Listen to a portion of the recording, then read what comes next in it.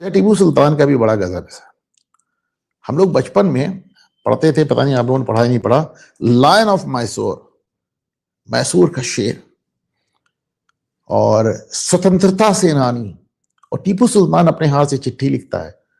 मैं उसके सारे लिंक्स लेके आऊंगा, दिखाऊंगा आपको। इस पे अलग वीडियो फिर कहूंगा तो आप लोग नाराज हो जाते हैं कि क्या आप कह देते, बना नहीं पाते, तो नहीं मिल पाती फुर्सत। बहरहाल टीपू सुल्तान चिट्ठियां लिखता है, आज मैंने इतनी हिंदू लड़कियों को अपने हरम में दाखिल कर दिया, आज मैंने इतने हिंदू लड़कों, ब्राह्मण लड़कों, आज इतने 1 लाख ब्राह्मण लड़कों का सर कटवा दिया। अपने हाथ से बंदा चिट्ठी लिख रहा है, उसको हमारे यहाँ फ्रीडम फाइटर कह के पढ़ा रहे हैं। तो यहाँ हमारे देश में तो औरंगजेब की पूजा करते हैं, उसको वली कहते हैं, टीपू सुल्तान को भी कहते हैं। मेरे एक मित्र हैं साकेत जी, वो आजकल इतिहास पे किताब लिख रहे हैं, उन्होंने टीपू सुल्तान का बड़ा अच्छा विवरण किया है, मैं सुने आप। टीपू सुल्तान 1782 1782 में सत्ता में आए और 1783 में आते ही 1 साल के अंदर उन्होंने आनंदपुर किला ब्रिटिशर्स से, अंग्रेजों से हार के उनको सौंप दिया। उसी साल उन्होंने मैंगलोर भी हार गए ब्रिटिशर्स के हाथ। उसके बाद उन्होंने ब्रिटिशर्स के आगे सरेंडर करके उनसे दोस्ती कर ली जब 2 किले हार गए। इसी बीच मराठाओं ने बादामी पे कब्जा कर लिया। टीपू सुल्तान ने उनके सामने सरेंडर किया और 8 लाख रुपया उस जमाने में उनको वो दिया, नजराना। 1787 तक टीपू सुल्तान को 1 साल बाद फिर लगा चलो मराठाओं से बदला लेते हैं, तो उन्होंने अडोनी पे हमला किया। मराठाओं ने उनको दोबारा हराया और इस बार उन्होंने टीपू सुल्तान से 12 लाख रुपए वसूले और साथ में 5 टेरिटरीज, 5 अलग अलग क्षेत्र भी नजराने में देना पड़ा टीपू सुल्तान को। टीपू सुल्तान ने 1790 में ब्रिटिशर्स पे ट्रावनकोर पे हमला किया और वो ऐसा बुरा हारे कि उनको उनसे ट्रूस करनी पड़ी। उसके बाद मतलब ये 1791 जब मैसूर का युद्ध हुआ तो एक भी गोली चले बगैर टीपू सुल्तान भाग खड़े हुए वहां से। तो इस तरह के कमाल के, इसमें पूरी उन्होंने लिखी है टीपू सुल्तान पे, या तो अलग से बनाए बताएं।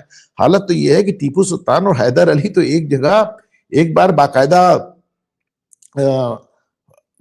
फकीरों का और भिखारियों का भेष रख के भागे थे। मैं आपको दिखाता हूं, ये तो फकीरों और भिखारियों का भेष बना के वहां से भागे थे और उस दौरान पूरे रास्ते हैदर अली टीपू सुल्तान को गालियां भी देता रहा। ये बाप बेटे इतने बहादुर थे। लेकिन साहब लायन ऑफ मैसूर कह के हमको पढ़ाते हैं, क्या कहा जाए, फ्रीडम फाइटर बताते हैं। और आज उन्हीं, चूंकि मोहतरमा हिजाब पहनती हैं, तो उन्होंने मोदी और राष्ट्रपति की फोटो उठा के फेंक दी।